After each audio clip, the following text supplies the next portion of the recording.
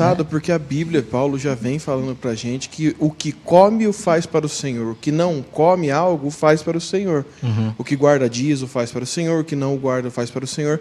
Então são coisas que não são básicas para a salvação. Ele continua o texto falando, no que é básico para a salvação, concordem em tudo. Sim. E é um texto que está lá e às vezes não, muitas vezes é ignorado por nós mesmos, até a igreja moderna.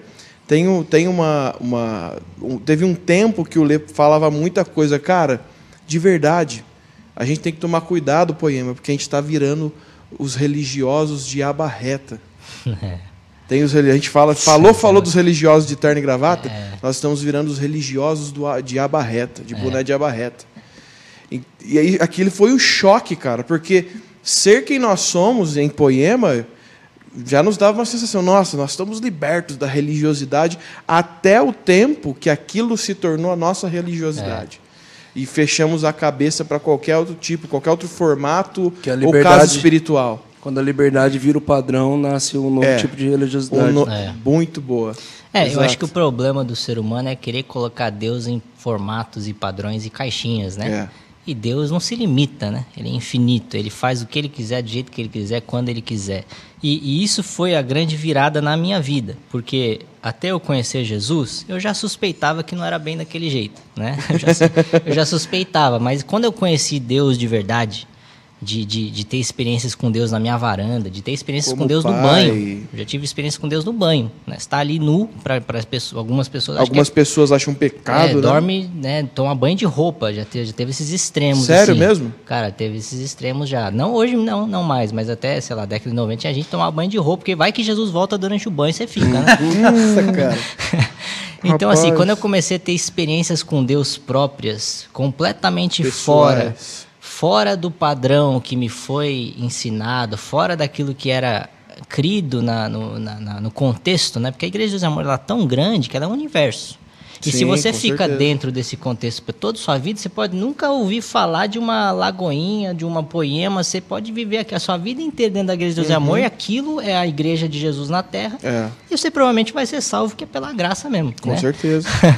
Então, quando eu comecei a ter experiências e comecei a conhecer, aí morei fora, morei nos Estados Unidos, então você tem acesso a outras culturas, você vê outras formas de se levar o evangelho, você fala, cara, você quebra esses padrões na sua cabeça e você fala, cara, Deus é muito maior que tudo isso. Quer dizer que Deus não está lá? Não, Deus está lá. Só que ele coopera com a cultura, ele coopera com os costumes, ele coopera com a língua local, ele coopera com o líder, né? E Deus, ele não deixa de atuar pelas dificuldades, limitações e os erros das pessoas. Se ele fosse fazer isso, ele não atuaria na Terra. Com certeza. Né? Então, é isso que foi começando a quebrar essa minha mentalidade, e hoje eu tenho uma visão X e o pessoal tem uma visão Y. E eu falo, cara, essa visão X não serve mais. Por quê? Aí a gente começa a olhar para resultado, né? Eu sou um cara de exatas, resultado para mim é tudo. Nada fala mais alto que resultado. Qual que é o resultado hoje da cultura da Igreja de Deus e Amor? 90% a 95% da membresia, adultos e idosos, pessoas que foram salvas na época que o Davi Miranda estava, né, no auge do seu ministério. Cadê os jovens? Tem jovens lá, mas desses jovens, 95% são filhos dos atuais membros. Então não é que a Deus e Amor está alcançando a juventude do século XXI. Não está. São só os remanescentes. E ainda assim tem muitos filhos de pastores, filhos de obreiros, filhos de membros que nem esses conseguiram permanecer. Por conta, né, de uma cultura muito forte, muito rígida. Né? E eu entendo o zelo, eu entendo o desejo do meu avô de buscar a santidade, mas existem formas mais certeiras de trazer o pessoal para viver em santidade. E eu entendi isso quando eu tive um encontro com Jesus. Quando você encontra Jesus, você tem um relacionamento com o Espírito Santo, é o que o próprio Theo fala, você não consegue mais pecar gostoso, cara. É verdade. Você peca, o Espírito Santo já está lá te trazendo arrependimento, então você vai viver uma vida em santidade, porque você se relaciona com a fonte da santidade todo dia, quando você entra no seu quarto, fecha a porta e busca a face de Deus. Que foi o que meu avô fez. Essa foi a forma como ele viveu uma vida em santidade. Agora, quando você tenta transmitir isso através de uma série de regras, gera religiosidade, gera todos esses extremismos aí que são muito nocivos para a igreja. Né? Acaba que você não tem um convencer do espírito, mas sim da tradição. E se funcionasse, eu não precisaria nem estar aqui. Mas quantas pessoas você vê vestidas a caráter, se vestem conforme o regulamento interno fala, cumprem a ceia, faz tudo lá que as normas... Protocolo. Só que aí o coração tá sujo, é fofoqueiro, mentiroso. Não tem frutos. Não tem fruto. Nem sequer, talvez, conheceu a Deus. E não só da vestimenta, Davi. Eu acho que a galera também, talvez você tenha enfrentado em frente uma barreira até pela linguagem, né? Uhum. Com certeza, assim. O que a gente mais vê no nosso podcast, nos comentários, eu nunca vi crente falar gíria. Falei, cara, me mostra algum versículo que gíria é pecado que eu paro de falar gíria, velho. Não precisa de nenhum argumento, né? Pra mim, assim, eu não consigo... Você tá com quantos anos, Bruno? Você mais ou menos 36. 36, eu tô com 34. Uhum. Cara, eu não consigo falar boa tarde, tudo bem. Eu não consigo ser esse cara todo formal. Uhum. A nossa geração é informal, porque a gente é a geração da internet, geração da informação rápida, né? Hoje em dia a gente tem preguiça de escrever palavras inteiras no WhatsApp. Eu vou dar uma boa tarde para voz mecê? Não vou, essa língua já foi. O você era voz mecê. Exato, agora é VC.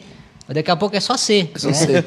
Então, assim, eu sou quem eu sou e... Uma coisa que a gente não se atenta em Atos 2, né? É que quando o Espírito Santo veio e ele colocou línguas estranhas, aí quando línguas estranhas, ela foi estranha para quem estava dentro ou para quem estava fora, né? Essa é a polêmica, né? Não, ela era estranha para quem estava dentro, porque quem estava fora passou e entendeu. Só que nós estamos criando estruturas que hoje a língua é estranha para quem está fora e só é entendível para quem está dentro. Né? Então, tipo assim, essa é a questão da... Até o Google tem uma imagem que ele usa bastante, algumas coisas que seria legal se tivesse passado aqui antes, que é uma ponte com um rio passando do lado da ponte, não embaixo da ponte. E aí... Eu já vi essa imagem. Já viu essa imagem? Então, tipo, isso é bem maneiro, porque, tipo assim, a aparência que dá nessa imagem é que construíram a ponte no lugar errado, mas não. Foi o rio que mudou de curso. Só que a gente criou estruturas tão rígidas que quando o rio de Deus muda o curso e a direção, as nossas estruturas estão tão rígidas que a gente não consegue acompanhar o rio de Deus. Exato. Não lembro quem que falou. Agora, tem uma frase na minha cabeça muito boa, agora eu esqueci quem falou. A gente tem um segredo aqui. Sempre que a gente não sabe de quem é, a gente fala, uma voz antiga disse. Uma voz antiga disse. Que dá muito crédito. Com sotaque, né? Para dar mais antiga. Uma voz antiga disse. Para dar mais uma voz crédito. antiga disse eu não quero estar onde Deus esteve, eu quero estar onde Deus está. Porque Deus, ele sempre trabalhou com mover. Acho que foi você que me falou essa, lá em Israel. Se eu não me engano. Lá naquele voo lá. Com mover, Deus nunca ficou parado estaticamente. Até no deserto, a nuvem andava, o povo andava junto e tal. Então, o trono de Deus tem rodas. A arca tem varões nas laterais que ele precisava se mover. Exato. As bases do limiar do templo se moviam à voz do que clamava, em Isaías 6. Então, a coluna de nuvem de glória se movia. Então a gente vê que tudo que Deus fazia, ele fazia para que houvesse movimento, né? Exato. E quando a gente sai de um culto poderoso, a gente fala que foi um grande mover. Exato. A gente não fala que foi uma coisa fixa. Exato. E aí o pessoal fica preso como Deus fez nas décadas passadas. E, cara, eu tenho certeza que Deus estava lá. Só que hoje os tempos mudaram, né? É que o pessoal... a Bíblia é muito completa, né? Ela vai se autocompletando. Oséias profetizou isso há milhares de anos atrás, né? O povo perece por falta de conhecimento. Então, por falta de conhecimento, o evangelho para muitos é usar o paletó e gravata, ir naquele culto lá, ouvir o culto de doutrina, tal. Só que o evangelho é muito mais do que isso. Vai muito além do que roupa, vai muito além do que vestir e tudo mais. E hoje em dia, na nossa geração, qual que é a luta da igreja? É vestimenta? Não é vestimenta há muito tempo. A luta da igreja é marxismo cultural, ideologia de gênero, casamento gay, aborto... Frieza espiritual, hipergraça. Você tem 1 milhão de lutas que, se você está preso nesse sistema, você não está nem lutando as lutas que a igreja, de fato, tem que lutar, né? Talvez a gente esteja até passos atrasados nessas questões, porque essas questões sempre estiveram aí. Talvez um pouco mais adormecidas, mas a gente estava preocupado com coisas supérfluas na época, né? Então assim, tudo na vida vai mudando, né? O pessoal pega algumas coisas, por exemplo, não, Deus não muda. Correto, Deus não muda, mas ele sempre trabalhou com povos diferentes ao longo do tempo. É um Deus geracional, Deus de Abraão, de Isaac e de Jacó. Ele não trabalhou da mesma forma com os três, né? Então, assim, o desafio que nós temos é gigantesco, cara.